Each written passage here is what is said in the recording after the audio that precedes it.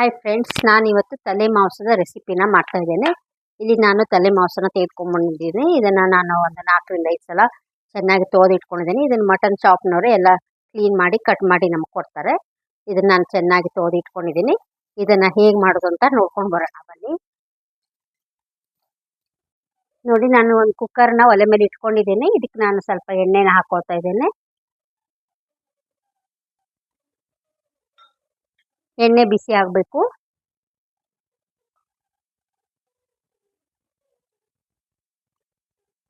ಎಣ್ಣೆ ಬಿಸಿಯಾಗಿದೆ. ಇವಾಗ ನಾನು ಕಟ್ ಮಾಡಿ ಇಟ್ಕೊಂಡಿರುವಂಥ ಈರುಳ್ಳಿನ ಹಾಕೋತೀನಿ. 2 ಈರುಳ್ಳಿನ ನಾನು ಕಟ್ ಮಾಡಿ ಇಟ್ಕೊಂಡಿದ್ದೆ, ಅದನ್ನು ನಾನು ಇಲ್ಲಿ ಹಾಕೊಳ್ತಾ ಇದ್ದೀನಿ.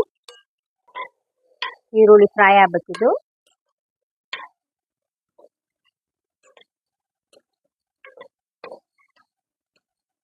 ನೋಡಿ, ಈರುಳ್ಳಿ ಫ್ರೈ ಆಗ್ತಾ ಇದೆ, ಆಗಿದೆ. ಇವಾಗ ನಾನು ಇಲ್ಲಿ ಅರ್ಧ ಸ್ಪೂನಷ್ಟು ಜಿಂಜರ್ ಗಾರ್ಲಿಕ್ ಪೇಸ್ಟ್ ಹಾಕ್ತಾ ಇದ್ದೀನಿ. ಇದು ಕೂಡ ಹಸಿ ವಾಸನೆ ಹೋಗಬೇಕು.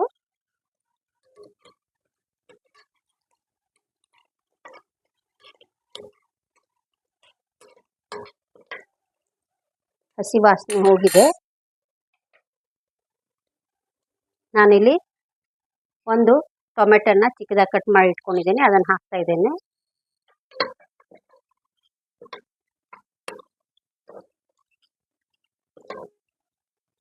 ಹಚ್ಚ ಖಾರದ ಪೌಡ್ರನ್ನ ನಾನು ಹಾಕ್ತಾ ಇದ್ದೇನೆ. ನಿಮ್ಮ ಖಾರಕ್ಕೆ ಅನುಗುಣವಾಗಿ ನೀವು ಹಾಕಿ. ನಾನು ಇಲ್ಲಿ 2 ಸ್ಪೂನ್ ಅಷ್ಟು ಹಾಕ್ತಾ ಇದ್ದೇನೆ. ಸ್ವಲ್ಪ ಅರಿಶಿಣದ ಪೌಡ್ರು,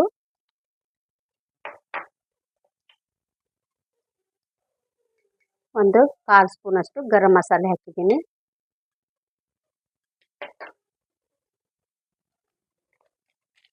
ಎಲ್ಲವನ್ನ ನಾವು ಮಿಕ್ಸ್ ಮಾಡ್ಕೋಬೇಕು.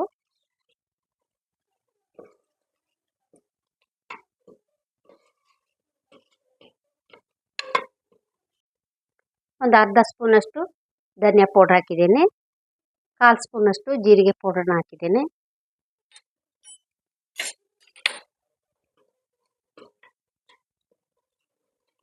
ಎಲ್ಲ ಮಿಕ್ಸ್ ಆಗಿದೆ. ಈಗ ನಾನು ಈ ತಲೆ ಮಾಂಸವನ್ನು ನಾನು ಇದಕ್ಕೆ ಕುಕ್ಕರ್ಗೆ ಹಾಕೊಳ್ತಾ ಇದ್ದೇನೆ.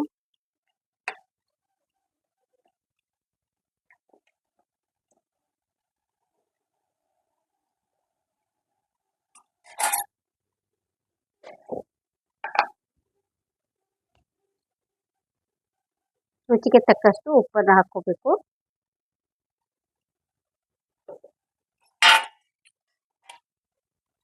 ಎಲ್ಲವನ್ನ ಚೆನ್ನಾಗಿ ಮಿಕ್ಸ್ ಮಾಡ್ಕೋಬೇಕು. ಇವಾಗ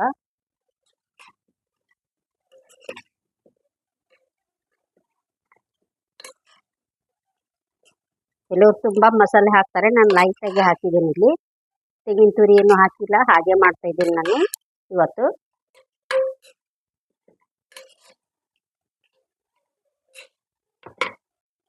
ಇಲ್ಲಿ ನಾನು ನೀರನ್ನು ಹಾಕೋತಾ ಇದ್ದೇನೆ.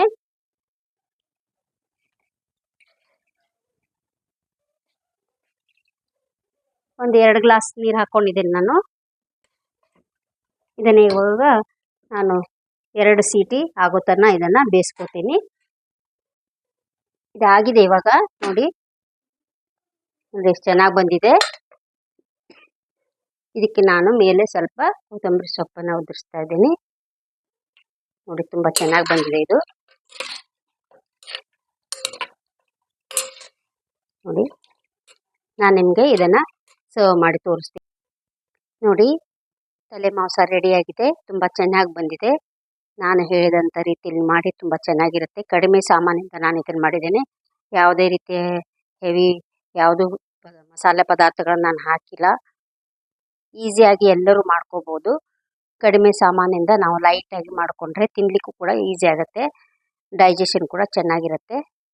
ನೋಡಿ, ತುಂಬ ಚೆನ್ನಾಗಿ ಬಂದಿದೆ. ನೀವು ಕೂಡ ಇದೇ ರೀತಿ ಮಾಡಿ ನೋಡಿ, ಹೇಗೆ ಬಂತು ಅಂತ ನನಗೆ ತಿಳಿಸಿ. ನನ್ನ ವಿಡಿಯೋ ನಿಮಗೆ ಇಷ್ಟ ಆದರೆ ಲೈಕ್ ಮಾಡಿ, ಶೇರ್ ಮಾಡಿ, ಸಬ್ಸ್ಕ್ರೈಬ್ ಮಾಡಿ. Thank you.